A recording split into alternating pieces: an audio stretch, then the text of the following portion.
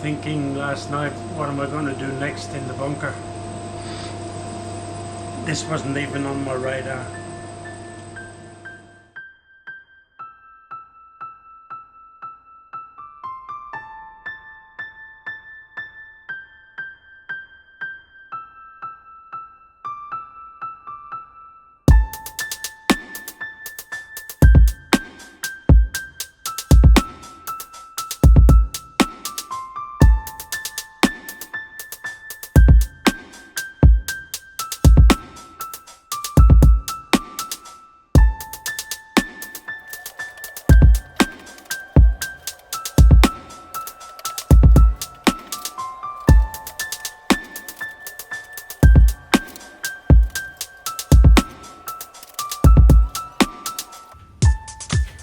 It's not square,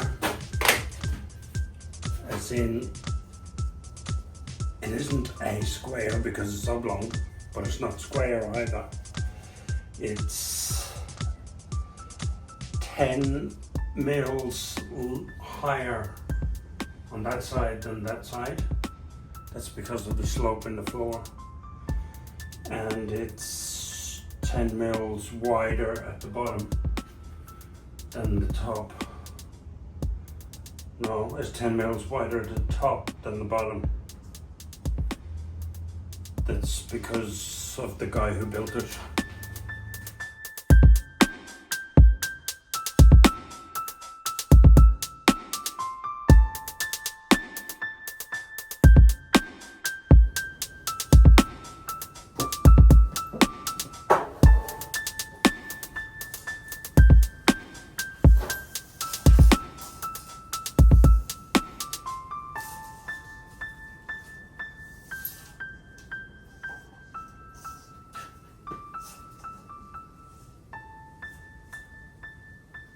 I'll cut it long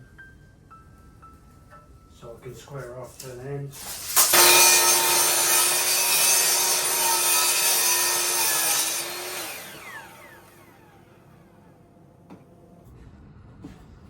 I want to do some fancy joinery on this door, and it won't be fancy, I can assure you, but fancy for me.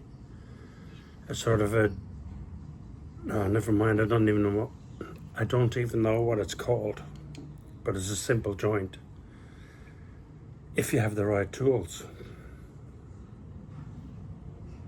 Angling to go to Bunnings, no.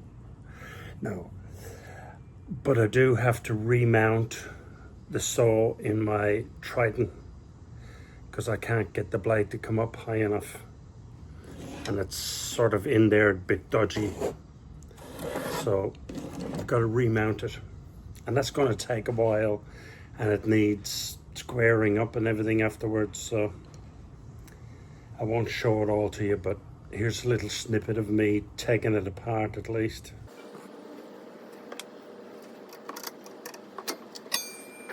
So it's a 235mm blade. 2 broken teeth I can see straight away. And in fact, there's a third one. I bought these on eBay when we were at our other house in Kiama. So that means it's more than 2 years ago. They're actually too big.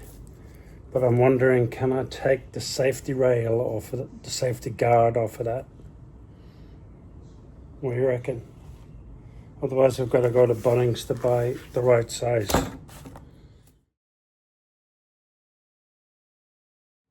No, I can't take it off. It's part of the mounting system. So if I take it off, I can't mount the saw. That's not how. I could do with a coffee anyway. Well, I've got the Triton opened up. I might as well clean it out. A bit of accumulation there.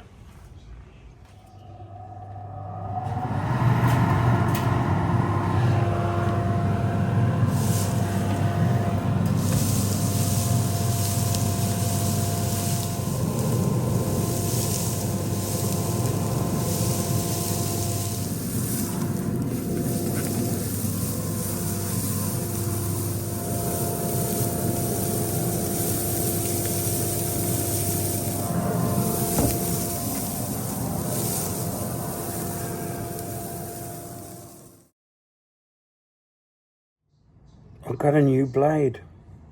The cheapest one. $36. Before I fit the blade though, loosen those 4 bolts. I can stretch the carriage.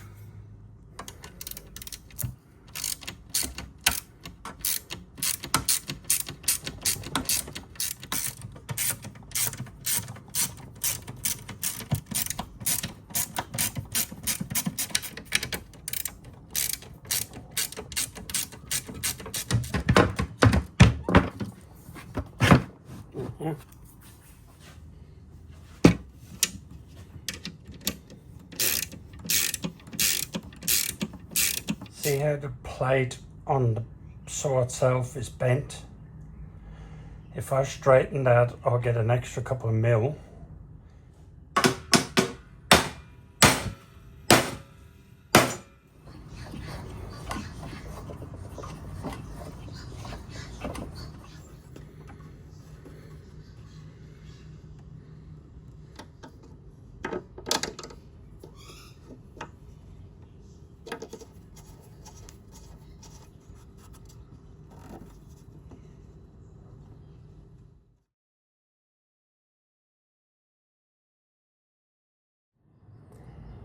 I think it's close enough to perfect.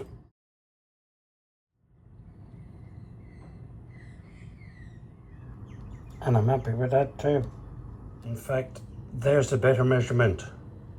Yesterday I had to run those sticks through twice to get a single cut because the blade wasn't high enough.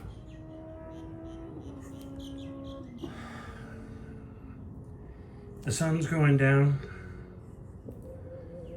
so I might go in for dinner. Come back ready to saw stuff tomorrow.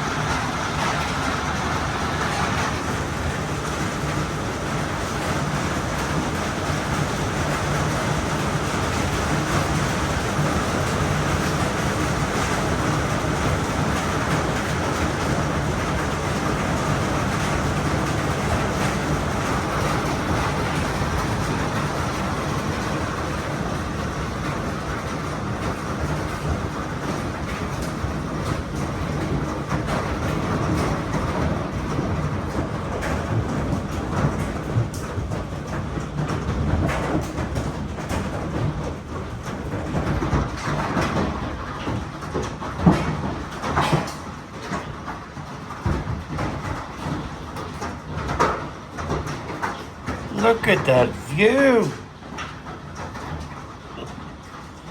That's a bit different.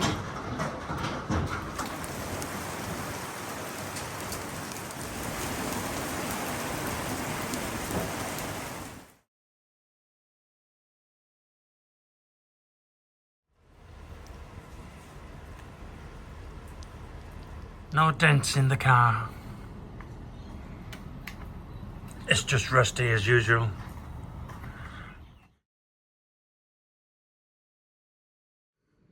I'm no expert, so I thought I'd do the first joint off camera before I show you how I did it. But I've done the first joint and it's not perfect, but it's pretty good. I'm happy with it.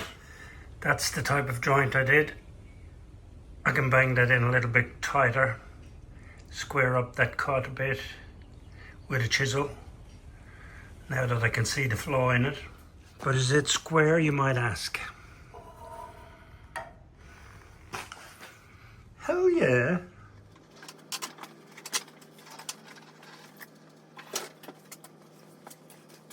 I had to take the saw outside to do one of the cuts.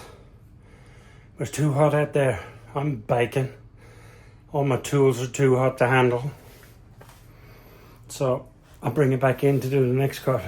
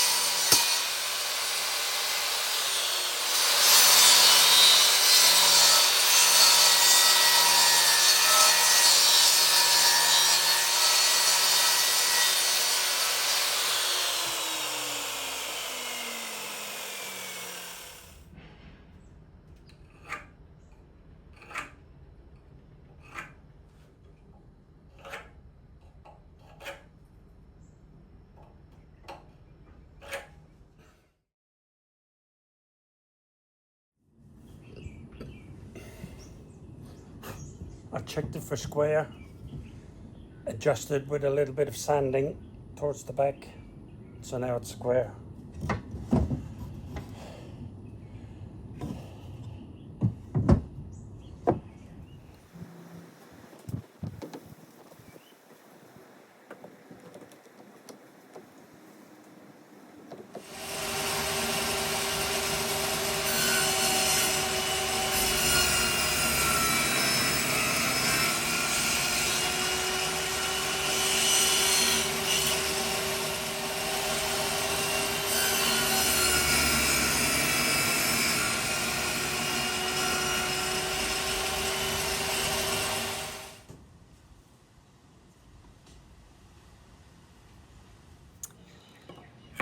It's actually a loose fit,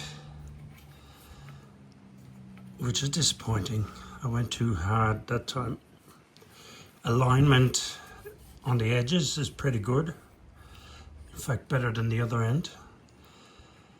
But it is loose. Now this tail here actually belongs up here. That's turned around the wrong way. That's so I can mark the depth there and cut that little tongue off with the bandsaw, and then when I turn it back around it'll go that way further.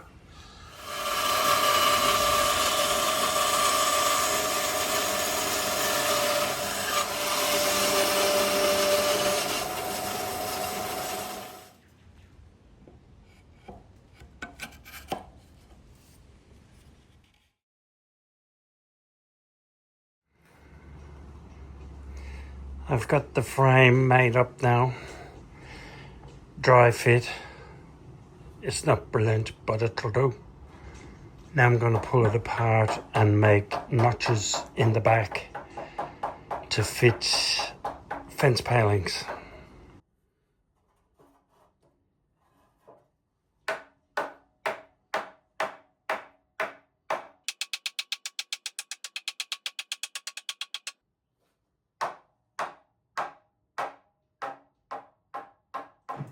I've dropped the blade down to 15 mil and the fence is back 15 mil. So if I run it through like that, I'll take a 15 mil square scallop out of that corner. I just ran all these through the saw, forgetting to press play or record. But what I've done is I had X's on all the corners that I wanted to cut out. I didn't want the cut going all the way to the ends on these long ones, so I've got to finish that off now by hand. And the short ones end up like that, with lots of nails in there on my brand new blade. Can't be helped because I can't get them out. They are the pointy ends left inside the wood where the hammer end has rusted off, and they got left behind inside the wood. So there's no avoiding them.